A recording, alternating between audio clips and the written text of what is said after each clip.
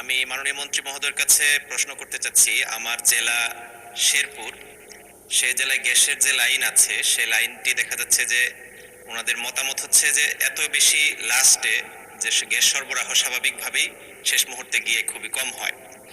বিধায় আমি জিজ্ঞেস করেছিলাম যে এখানে নতুন করে কোনো শিল্প কারখানা করা বা এ কেন্দ্রিক কি কি সমস্যা। ওনারা বলছেন যে গ্যাস সরবরাহে বড় ধরনের সমস্যা বা ঘাটতি। আমার জেলায় এরকম কোনো উদ্যোগ আছে কিনা যে লাইন সম্প্রসারণ অথবা বিশেষ লাইন স্থাপন, জানাবেন মেহেরবানি করে। ধন্যবাদ মাননীয় স্পিকার। মাননীয় মন্ত্রী। মানে স্পিকার, আমি তো ছিলাম চিটাগংয়ে, চলে গেলাম শেরপুরে। তো আমাদের এই পরিকল্পনা এখন নাই মাননীয় স্পিকার। ধন্যবাদ স্পিকার। পরবর্তী প্রশ্ন, তারকা চিহ্নিত প্রশ্ন 171, জনাব মোহাম্মদ আশরাফুদ্দিন, নরসিংদী 5, উত্থাপন করুন। বিসমিল্লাহির রহমানির রহিম।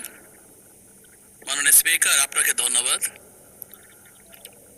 আমার প্রশ্ন, শিল্পমন্ত্রী মহোদয় অনুগ্রহ করে বলবেন কি নরসিংদী জেলার রায়পুর উপজেলায় বেসিক শিল্প নগরী স্থাপনের পরিকল্পনা সরকারের আছে কি না? মাননীয় শিল্পমন্ত্রী খন্দকার আব্দুল মুক্তাদির। মাননীয় স্পিকার, বর্তমানে শিল্প মন্ত্রণালয়ের অধীনে বাংলাদেশ ক্ষুদ্র কুটির শিল্প কর্পোরেশন বিসিক কর্তৃক নরসিংদী জেলার বেলাবো ও রায়পুর উপজেলার 121 একর জমিতে বিসিকের একটি ইন্ডাস্ট্রিয়াল পার্ক স্থাপনের কার্যক্রম চলমান আছে। পরিকল্পনা কমিশনের নির্দেশনার আলোকে প্রকল্পটি সম্ভাব্যতা সমীক্ষা চলমান।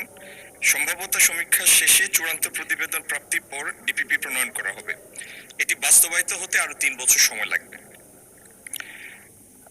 মাননীয় স্পিকার, এটি একটি লম্বা উত্তর, আপনি চাইলে আমি পুরোটা পড়ে শোনাবো অথবা পঠিত বলে গণ্য করতে পারেন। ধন্যবাদ।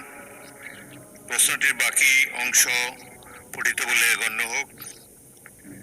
মাননীয় সদস্য প্রশ্ন উত্থাপনকারী জনাব মোহাম্মদ আশরাফুদ্দিন একটি প্রশ্ন করতে পারেন।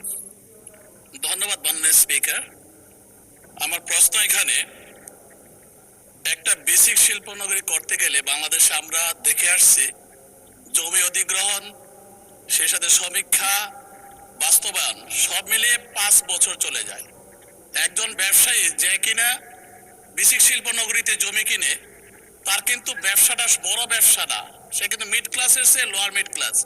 তো 5 বছর যদি লেগে যায় একটা বেসিক শিল্প নগরী চালু করতে, যেখানে প্রাইভেট অর্গানাইজেশন 1.5 বছরের ভিতরে করে ফেলে, তা আমার প্রশ্ন হলো যে 3 বছর সময় নেবেন উনি বাস্তবায়ন করার জন্য।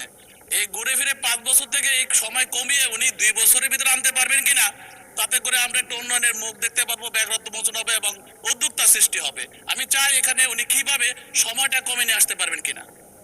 ধন্যবাদ। মাননীয় মন্ত্রী। মাননীয় স্পিকার, আপনার মাধ্যমে প্রশ্নকর্তা মাননীয় সংসদ সদস্যকে ধন্যবাদ। আপনার যে সময়ের কনসার্ন, এটা আমি পুরোপুরি শেয়ার করি। তবে একটা জিনিস কি, বেসিক শিল্পনগরী এইভাবে প্রতিষ্ঠা হয় না যে কিছু সংখ্যক সম্ভাব্য শিল্প উদ্যোক্তা তাদের প্রকল্প জমা দিয়েছেন এবং বেসিক শিল্পনগরী প্রতিষ্ঠার পরে তারা তাদের কাজ শুরু করবেন, ব্যাপারটা এরকম না।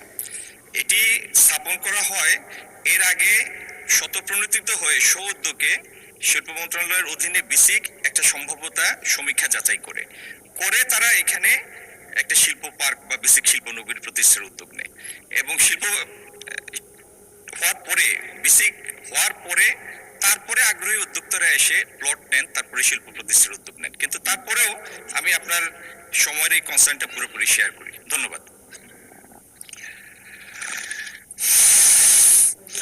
মাননীয় সদস্য জনাব আনিসুর রহমান, মাদারীপুর 3। মাননীয় স্পিকার, আপনাকে ধন্যবাদ।